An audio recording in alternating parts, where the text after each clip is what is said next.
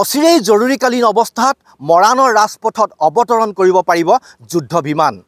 নিৰ্মীয়মান 4 লেনযুক্ত পথৰ গছপুৰীয়াৰ পৰা চেপন পলক লাভলৈকে প্ৰায় 4 কিলোমিটাৰ পথত নিৰ্মাণ কৰা হৈছে অত্যাধুনিক ৰানৱে। NSIDCL নিৰ্মাণ কৰি থকা এই পথছোৱা প্ৰায় সম্পূৰ্ণ হোৱাৰ পথত।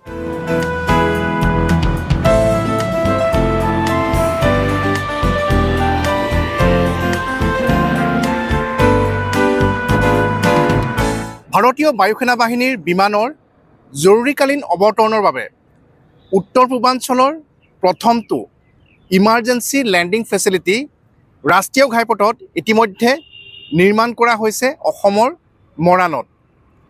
ইতিমধ্যে এই ইমাৰ্জেঞ্চি লেণ্ডিং ষ্ট্ৰিপৰ নিৰ্মাণ প্ৰায় সম্পূৰ্ণ হৈছে আৰু অচিৰেই এই ইমাৰ্জেঞ্চি লেণ্ডিং ষ্ট্ৰিপত জৰুৰীকালীন অৱস্থাত ভাৰতীয় বায়ুসেনা বাহিনীৰ সুখয়, তেজছ, হাৰকিউলিছ, AN-32 দৰে বিমান জৰুৰীকালীন অৱস্থাত অৱতৰণ কৰিব পাৰিব।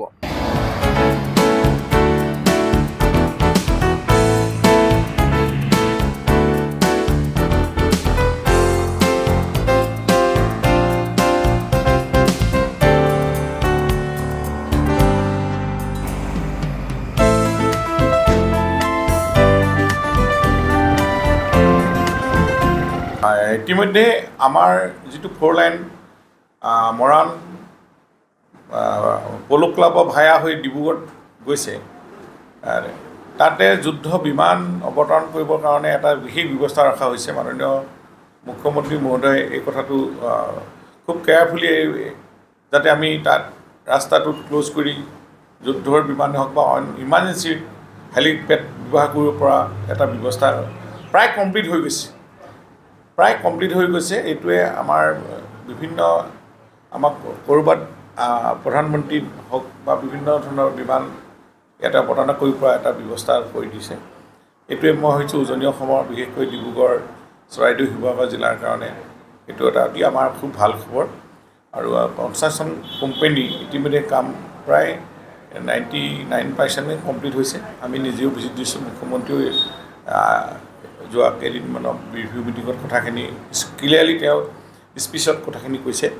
এই এটা আমাৰ নতুন সংযোজন আৰু আমি ৰাস্তাৰ ওপৰতে এনেধৰণে যুদ্ধৰে হওক, হেলিকপ্টাৰ বিমানেই হওক, এনেধৰণে অৱতৰণ কৰি যে আমাৰ কিমান উন্নত ব্যৱস্থা হৈছে অসমখন, এই কথাটো ইয়াৰ দ্বাৰা প্ৰমাণ হৈছে। আজি দেশখনত বৰ্তমান যি যুদ্ধৰ চলি আছে, যে ভাৰতবৰ্ষৰ আজি যে সকলো ক্ষেত্ৰতে পাৰ্গত, এই কথাটো নিশ্চিত হৈছে। ভাৰতবাসীৰ মনত আনন্দ।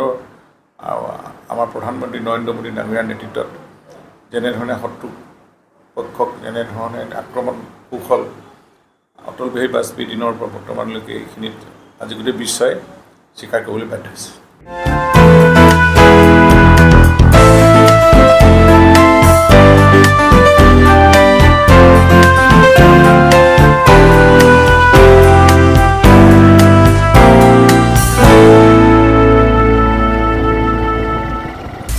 আপুনি বিচৰা বাতৰি পাব কেৱল নিউজ 18 এপত। নিউজ 18 এপ ডাউনলোড কৰিবলৈ স্কেন কৰক এই QR কোড। গুগল প্লে ষ্টৰতো পাব এই নিউজ 18 এপ।